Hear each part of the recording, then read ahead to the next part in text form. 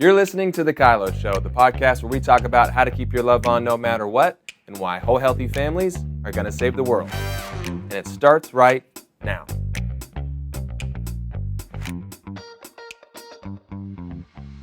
Yeah, so when we're talking about, big T trauma, we're talking about life-threatening kind of things, But anytime we're experiencing something that overwhelms our ability to cope, right, that can be experienced as a trauma. Yeah. So that's where relationship stress, ongoing relationship stress, it continually is exceeding your ability to deal with it. Well, your brain and body are going to start to try to manage that for you. It's actually the brain's survival mechanism. Sure. It's trying to help you. Yeah. But then we can get stuck. We can get stuck always in fight or flight. Running from the saber-toothed tigers. Right. Which is why people stay in abusive relationships or dysfunctional relationships. That's the fight or flight or freeze. Oh, so your body starts to catalog this as normal. Yeah. Okay. And so now it looks for normal. It's used to getting that hit of adrenaline and cortisol every day. Wow. And it's like, oh, this is what we do. And you start to get a little healthy and peaceful, and your brain goes, where's my cortisol and my adrenaline? Yeah.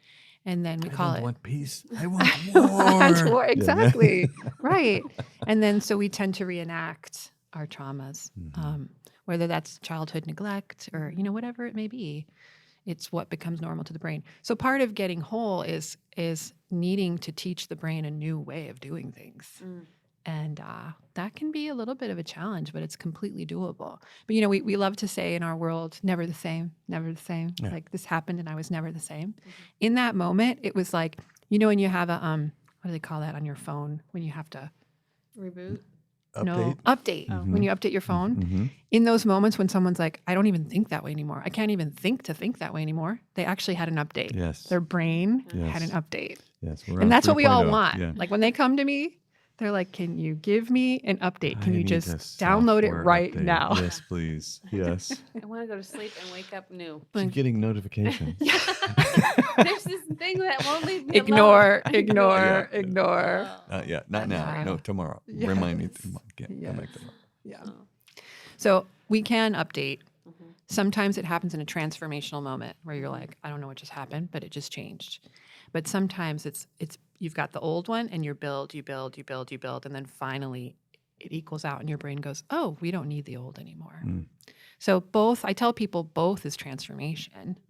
Are you willing to do the work if maybe your brain needs that kind of transformation? If for whatever reason you're not going to get the instant transformation. Is this kind of like Caroline Leaf has the switch on your brain, like the highways that the patterns, you carve out these highways of normal until you create a roadblock and you have to move yourself to thinking differently? Yes. So the brain learns by repetition. Why? Because you're creating those neural pathways. And the more you repeat something, which this is so humbling and convicting to me. What are the things that I repeat every frickin' day? Yeah. Every day. I'm reading the Whatever Atomic you Habits, repeat, you will learn and you will be. You will do. If it's good, great. If it's not. But the good news about that is you can change that. You can upload. Yeah. Upgrade. Yeah. So the neural pathways, exactly. That's exactly what it is. It's wild to think about. I'm reading the Atomic Habits book. It talks about what are the first 5 things you do every single day. And I found myself irritated. Convicted? Yeah. Disappointed. Sure. I'm so disappointed in me right now. Right. Yeah. And then without having, and I just was reading this today, without creating an actual plan and telling yourself this is how and why I'm going to do this. Yep. You just have good intentions. You'll just do the same thing you did yesterday. Exactly. Yeah. So kind of the activation of I'm putting the roadblock in, I'm trying to redirect myself to a new path of a simple change of, maybe you had a great session with your therapist and they're helping you. You told me the story yesterday of doing a SWAT with your family, which blew me away. I'm like, what family does SWAT? I don't think I've ever done a SWAT in my whole life. Sure. So what I saw happen when you were talking about that SWAT is it made you slow down and notice what were our automatic patterns that we've just learned. Like it's innocent, right? What are And automatic patterns? Really, what were the patterns that we thought nobody else could see Yeah. that maybe we were aware of aren't so great? What did we think we were getting away with? And who pointed them out? Oh, the children. Yes. All the children said, The students. The students. You Teacher. keep saying this thing is really important, but you're not acting like it's really important. Mm-hmm. Oh, yeah. But you know teacher, it's you not. spell it like this. Yes, exactly. It was, I think the beauty of our family and our culture is giving space for that feedback with the kids and leaning into, okay, what are we going to do? Because either we keep teaching them that what we say isn't as important, or we actually make change and we say it is important, which I want them to grow up believing our words and what we say and support. So And they're watching you all the time. change. Mm-hmm. You know, they watched you on this, I think I'm getting away with this. And then you get feedback, you get confronted within your family unit, and you adjust. Yeah. You're like, okay, the leaders adjust to feedback. I guess we all adjust to feedback. And that's culture. Which is a fun thing, but it did cause a trigger in a moment. I was like, ooh, ooh, ooh. So leading with your body, definitely my breath was it was shallow, it was quick, it was okay. Don't turn red of embarrassment right now. That was definitely in that moment. Later on, Ben and I were laughing, but it's kind of, you're talking about your body, and we did this course, and I feel like I'm so aware of, what am I doing? Oh my gosh, I'm doing that thing. It's happening. It's happening to me. So thank you. And I'm frustrated at the same time. I'm so aware of, I need to slow down. Why do I need to slow down? Well, it's like, I don't know about you, but when I first tried to learn to drive, I remember feeling like, you need me to watch this mirror and that mirror and look over here. I'm watching my daughter do it right now. I couldn't do it all. So I think when you learn something new, it feels like that. Like you feel hyper vigilant of it all. But over time, it becomes more natural, and you do it I'm automatically. praying so. I'm praying that that's what's keep going to happen. practicing, and you'll create a new neural A pathway. new one. All right, we're just putting up our blocks. Okay, no, we're going this way, guys. We're going this way. But yeah, no, the driving analogy is great. I do remember feeling overwhelmed. That mirror? How many mirrors am I supposed to look at one time in 30 seconds? I remember we got to the bottom of our hill. There's a stop sign, and Levi, 16-year-old Levi, says, "Which way turns that blinker on?" I'm like, up, up, up. You don't even think about it anymore. Yeah, I'm so searching. Like I don't even know the answer to that question. Yes. It's Oh, been I guess stored I in your do. memory. I guess I do. Yes. It's just way No, back it's then. stored. It's automatic. It's a beautiful thing.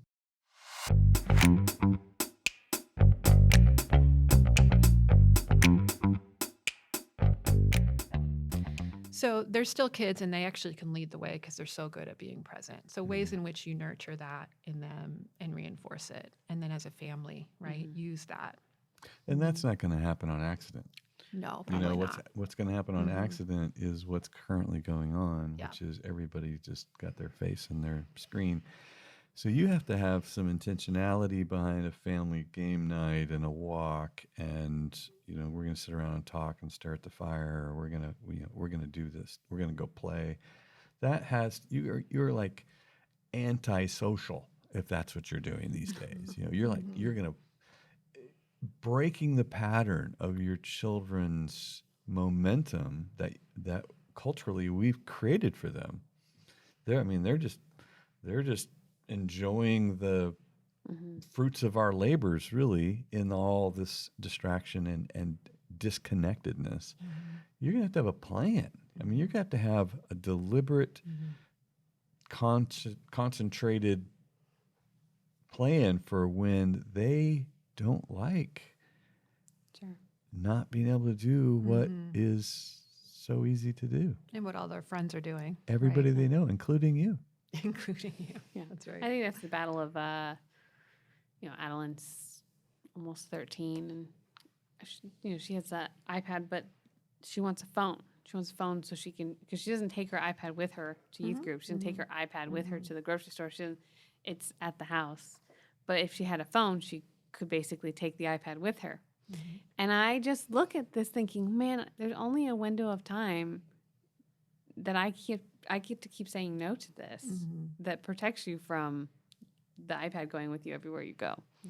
And I think Ben and I are trying really hard to not just give a full yes to something that feels that, I mean, I look at our life. We didn't have one. I didn't have one until I had a cell phone when I was 16, but did not do anything. Yeah, flip phone. that these I was phones just could at a do. retirement home the other day, and there was a guy sitting there with a flip phone. I was like, yep, God bless him. Right. yep. So knowing I didn't have access to all those things, I got to be present in the moment of driving, and you have to entertain yourself. You have to go find the creek. You have to go find the, you don't have maps. We had pieces of paper that we had to figure out what exactly does that mean in 300 feet. I'm turning left.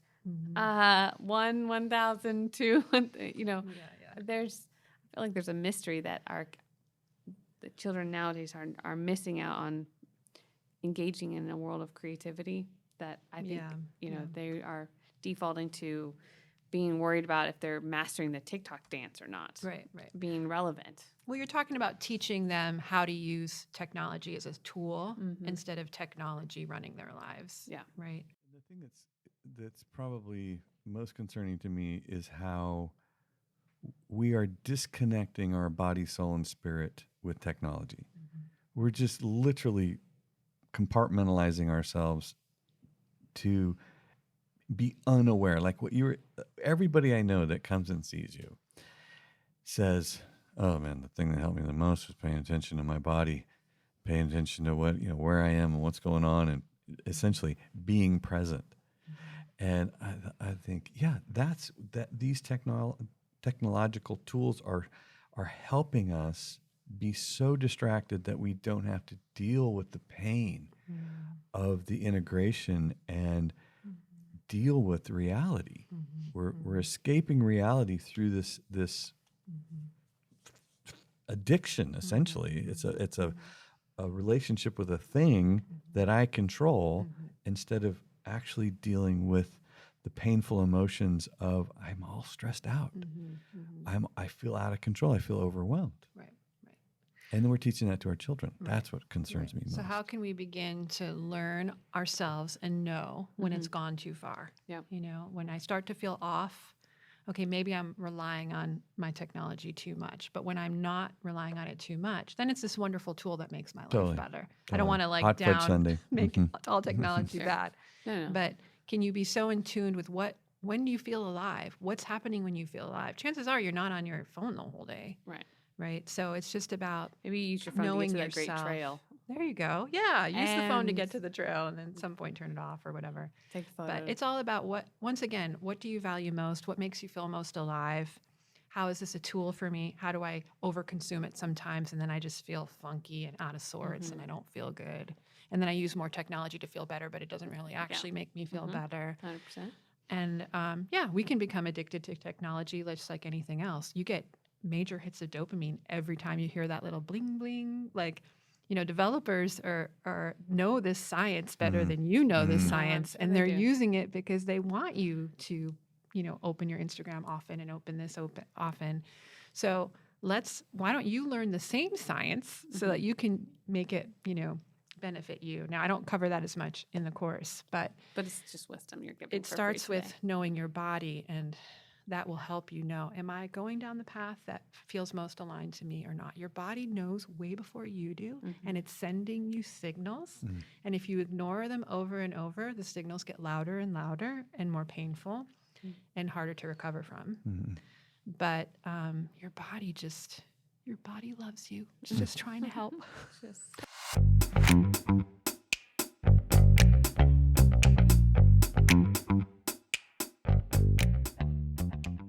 The memory that sticks out is actually at your house. And, I mean, just for context, I am now learning to parent this child at Danny and Sherry Silk's house. So that's always exciting. Hey, let me fail in front of you. That'd be great. People that do Which, the and parenting I had a mild fear of failure and rejection, so that consumed my life as well. people So have it. just, again, more context. Here you are. And this child is just ruling me, and she's calling the shots. And to bring this back to marriage for a minute, I was still learning how to set a limit with Brittney. I was still learning how to set clear boundaries and clear lines of what's acceptable. You know, what does respect look like for us? And, you know, she wasn't disrespectful all the time, but Often. when it did happen, I wasn't doing a very good job of protecting that part of our culture. I just kind of let it wash over me. So our child is watching this, our 2-year-old. So she figures out that this is what works. All the women in this house seem to treat dad this way.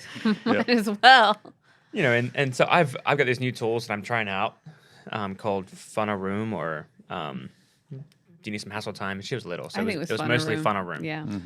That was the main one at this point in her life. And so I would say, can we fun or go in your room? And I'm on the inside shaking, like she doesn't believe me. Please pick fun. Please pick fun. I don't believe me. I don't believe me. So, you know, she challenges it at every turn. I pick her up because she chooses a way into me doing it for her, put her in the bedroom, and she comes storming back out, yelling and screaming. And all of a sudden, I just remember her Yeah. yelling, "No!" I just feel consumed and like I'm just not going to win this. And to fast forward, I think a little bit, it was probably not too much longer after that I started the process. I didn't get very good at it for a while, but I think once I started to figure out how to tell you no in love and have a boundary and set a healthy limit, it's at that moment I realized, oh, she needs the same thing from me. But it Me and had the to start 2-year-old. here. It's so fun. And this really, goes back to your journey in discovering that you need something. Absolutely. And as soon as you had some value around what you needed, you could start actually showing up in places where it wasn't getting met. Absolutely. And so it went from marriage culture Yep. into family culture. Yep. Yeah. Which I think has become part of our culture. Like even our kids are willing to set limits at this point. Oh yeah. But when we look back at the journey, if that continued and I wasn't willing to adjust that Oh, and keep that thing you'd alive, be really miserable. I wouldn't be sitting here. You know, we would all be miserable, but it would be. Yeah. I mean, there was a moment where I can think of you telling me, I'd love to talk to you and your voice sounds like mine. We were driving and I had a thought, I'm going to jump out of this car. Don't you dare talk to me like that. You said it again. And, it's one of those moments where it's the first one, so it feels really memorable. And Left a mark. what I got a scar. What did you just say? You had to repeat it a couple times, and it wasn't the only time. But it's I'm going to require something from you, and it translated to Delaney. I remember once you won the battle with her in Funner Room. Yeah, you were winning the battle with me as well. You gained some confidence to it. Yeah. And it definitely, it very much, our marriage was this exchange of what is the level of disrespect that we're going to permit in our marriage. And there was a lot of disrespect, and we talk about how there's different levels of disrespect or different expressions of it. And mine was very loud. Yep. And very Mine was obvious. very avoidant, quiet. And so it still was something we were both participating in. It just looked different. But that was such a loud component of our early years of marriage. It was really hard to have any form of a partnership and any form of a culture that we were doing together. So it felt like we were raising a family separate almost in the same house in a lot of ways, because there was how you raised her and how I raised her, and it wasn't how we raised her, or we added more kids. But that was very obvious because that's how our marriage was. It was just this separated component of our life, even though we were doing it And together. all the stuff that still had to be worked out, Addie picked up. Absolutely. And here she goes. And then they got to Lincoln, and the girls were like, "Okay, we figured it out now. Yeah. Here you go. Here's some truth and help for you." But I just to your point real quick, Danny, about me actually learning how to have a need early on. I think there's something to say about gaining value for myself, because I think this conversation about culture and things flowing down from the top, it comes from a place of wanting to grow and being hungry to grow. And it's really hard to have that stay alive if I don't have value for myself. And maintaining a healthy hunger for growth is really hard to do. So that's when I look back down the history of Ben's life, down the hallway of my life, I think that's one of the things that had to get worked out, is the value for me. And when we look at how you expressed low value for yourself and your needs. It was really, being more passive Totally. and avoidant, and that would be my style as well. But equally, That's good. Yeah. being overly aggressive and dominant and punishing and intimidating to get your needs met is another expression of the same problem, which is I feel insecure and I don't think people will respond to my needs if I just ask for them. So I won't be vulnerable. I'll just take control of the whole situation. And then the passive aggressive communicator is going after a manipulative, intimidating, anxiety-producing way of punishing people for not reading their minds. And like, okay, well, if you had a heart, you would have picked up on the fact that I needed something right there. But because you heartless thing, that's another expression of the same problem, which is I don't value me enough to show up. So part of your family culture ends up being an agreement that everyone shows up with you matter and so do I. Come on. And we communicate in such a way that respect is immense. Like the most important thing we can do when we're really hurt and upset is lock onto our own self-control over being respectful, expressing our needs. Yeah. And I can think of so many times now, because our levels of disrespect, we don't really have tolerance for that anymore. It's very minimal, and if it comes out, it's pretty much addressed by somebody in the house. It's not just you and I. And that's the crazy part is you and I will have an exchange in the car, where I get scared, and then your response to my scared, and if there's a tinge of disrespect in there, it's usually the kids in the backseat that are saying something, which is annoying. Absolutely, because it's like instant. Nobody's having any fun. We have an audience. Totally. We have an audience that feels powerful enough to say something. Oh, this is a participating audience. Yes. Yeah. And so now whenever that happens, or any exchange, and I think that's the part that translates is we've created a culture in our marriage and then put that on display and then empowered our kids to even hold us accountable to if we start to be no fun, they get permission to communicate. Oh, say this again, because this is really important. This is critical because this is how you have one culture and not two cultures. Yeah. When parents can do whatever they want to each other or to the kids, and there's no accountability, there's two cultures because the kids will be held accountable to the culture that we tell all our friends we have.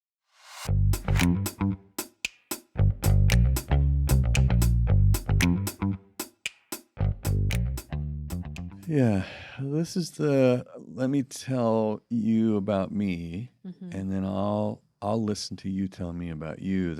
That exchange of truth can help, not always, because not everybody wants to hear the truth, but it can help us understand why the other person's behaving the way they're behaving.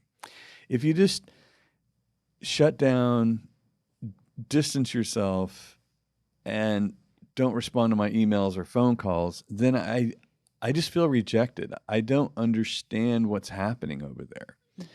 But if you tell me that you feel scared by the unpredictable response or reaction you get in the relationship, I don't know who I'm calling, I don't know who I'm texting with, I don't know who I'm talking to. That unpredictable experience scares me, and I don't want it in my life. So that's why I am not responding, and that's why I'm not talking to you. And until you can consistently be respectful and kind and able to listen to things that I need, I don't have very many people like that in my life. Actually, none. Yeah. One thing I've practiced with Delaney when she has to have confrontation, she's not think on your toes type of girl, and she's still learning the concepts. 17. I don't know how old you are, Ansley, but it's still new. If it's still a developed tool that you're practicing, sometimes I recommend to write down what are the key things that I need to talk about for myself. I feel scared, the inconsistency, and what I'm willing to do, which is I'm willing to open up this relationship as soon as those things go away. I'm no longer scared of this relationship. So, and then if you read Keep Your Love On, those iMessages, kind of put that on a piece of paper and figure out how am I going to communicate using this tool. And then little bullet points below that keep me anchored to what the goal of this conversation is. Because, they do they're flybys and they're dropping bombs and it's, accusing you or really hurtful. And so those things default someone that maybe doesn't know how to use the tool or isn't a fast-paced thinker to know what to say. And so I know that Delaney's just practiced, this is what I'm going to communicate. And it feels silly, but you kind of just say it over and over and over again, no matter what bomb this person's dropping in the conversation. And as long as you're listening, I'll continue talking. But the moment you stop listening, I'll stop talking. Yeah. And leading with that. So I think helping yourself create a plan around this conversation. What do you want to walk away that, you're trying to communicate, and knowing I'm not going to argue. I'm not going to take the bait. I'm not going to participate in disrespectful conversations. Just creating a plan around that is probably a practical way to feel more successful in having a conversation. If people spent near the time mapping out what they were going to do instead of mapping out how I'm going to try to get you to do something, Sure. it would just be, revival would happen all over the world. I'm telling you, it's just so amazing how much energy we put in trying to get somebody else to see something, to say something, to do something. Or the amount of time we give in the defensive posture of, when you do this, I'm going to do this, instead of coming, this is my goal, this is what I'm going to do. It is, a little bit of effort and planning helps you feel prepared in this conversation and helps you walk away going, I did a good job of working on me, which sounds like what needs to happen. Right. And I'm going to say, I'm going to set this boundary. I'm going to listen for, this is my assignment. My assignment in this conversation is to KYLO 5. Yeah.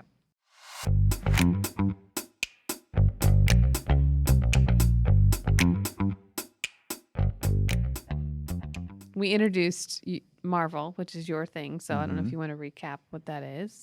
Yeah, it's just a personal growth model, organizational growth model. I have used it for years now, and books coming up on it, so that'll be fun. Get lots of stories and lots of illustrations of how Marvel has worked. And we're on the A now. We're on authenticity. Yes. And what does that mean to have authenticity in growing yourself? Well, it's getting clear about, what we talked about last time, which really has to do with who am I, where am I headed, and what am I responsible for right now?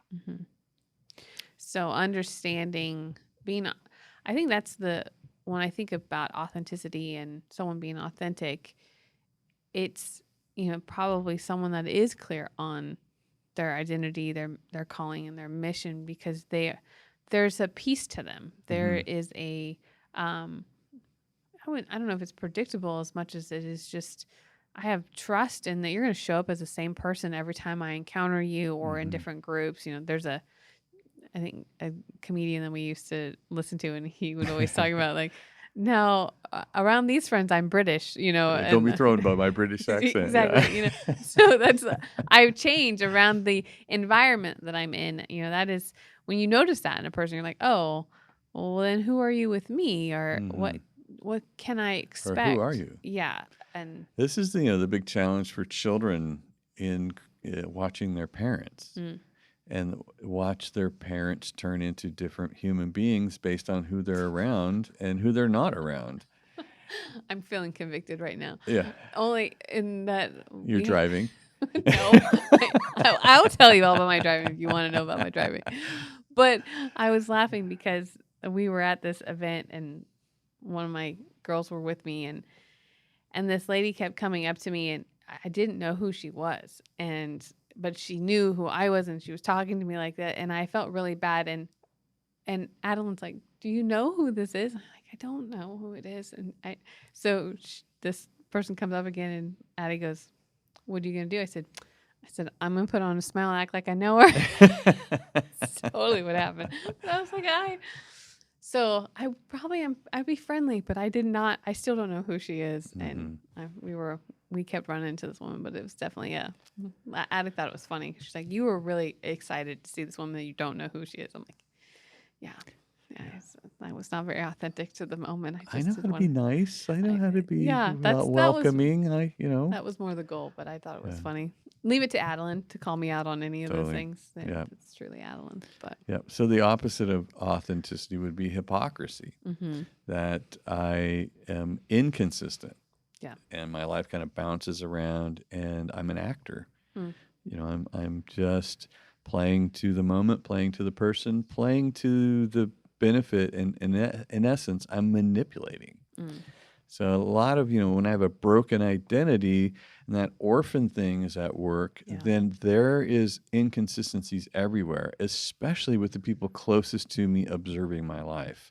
Yeah. Because they'll watch me out there be stellar. Just this most amazing, fun-loving, compassionate, serving, and then I get home and I turn into Jafar. Yeah. Jafar is often the reference for the worst person you can think of. I know.